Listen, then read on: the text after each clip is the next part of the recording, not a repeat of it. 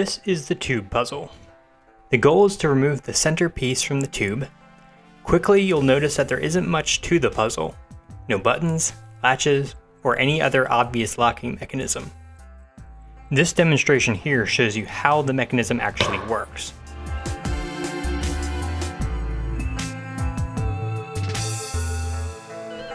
As you can see, when the ball drops into the center of the puzzle, it allows the center part of the tube to be able to slide out either end.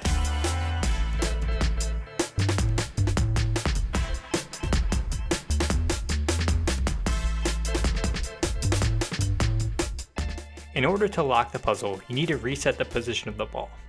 The best way to do this is to keep the middle piece centered, and then hit it against a table hard, in which the ball will go and hit the other side of the puzzle. You'll know that it's locked when you hear that satisfying click.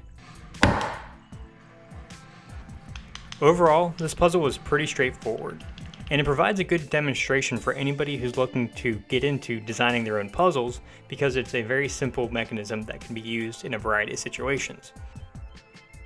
The files to 3D print your own puzzle are included in the description. If you'd like to build one out of wood like I did, there's an instructable on how to do that.